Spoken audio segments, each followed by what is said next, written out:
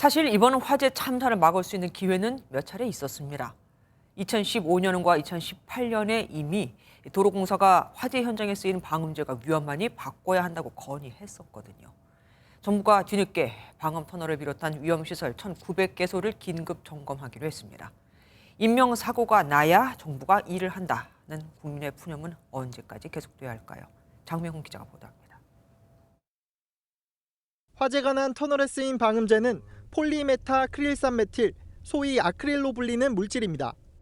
가격이 싸고 방음성까지 뛰어나지만 불에 몹시 취약하다는 게 치명적인 단점입니다. 2018년 도로교통연구원이 방음제로 쓰이는 3가지 물질을 놓고 화재 실험을 해봤습니다. 점화 2분까지는 대체로 괜찮아 보이지만 10분 뒤부터는 완전히 다른 양상으로 바뀝니다. 강화 유리와 방염 소재 폴리카보네이트는 비교적 확산 속도가 느리지만 아크릴은 점화 13분 만에 흔적도 없이 녹아내렸습니다. 특히 불이 붙는 온도가 300도씨로 낮고 녹은 뒤에도 지속적으로 불에 타 불똥비처럼 2차 피해가 일으킬 가능성이 높다고 경고했습니다. 4년 전 아크릴 소재 사용에 대한 분명한 경고가 있었지만 정책에는 반영되지 않은 겁니다. 2015년에도 국토부에서 실시한 개선 연구에서 도로공사가 방음 터널에 해당 재료를 사용하지 말자고 건의했으나 바뀌지 않았습니다. 도로 설계 편람에도 방음벽 재료가 불연성이어야 한다는 지침이 10년 전 삭제된 후로 관련 조항은 없는 상황입니다. 정부는 뒤늦게 대응책 마련에 나섰습니다.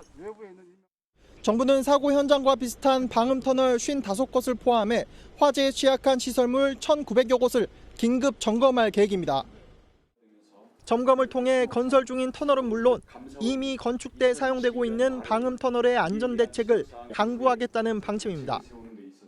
기존에 이미 만들어져 있는 방음 터널들에 대해서는 전면 교체하거나 아니면 기술적으로 이게 불가능한 경우에는 부분적으로 내화성 도료 또는 보드.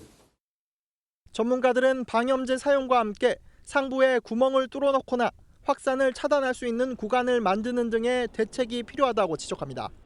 MBN 뉴스 장명훈입니다. 안녕하세요. 김주하입니다. 공정하고 신속한 MBN 뉴스, 유튜브를 통해서도 만나보실 수 있습니다. 특히 더 많은 뉴스와 라이브를 보고 싶으시다면 오른쪽을 눌러서 구독하시면 됩니다. 어렵지 않죠? 빠르고 정확한 뉴스로 계속 찾아뵙겠습니다. MBN 뉴스를 시청해주신 여러분 고맙습니다.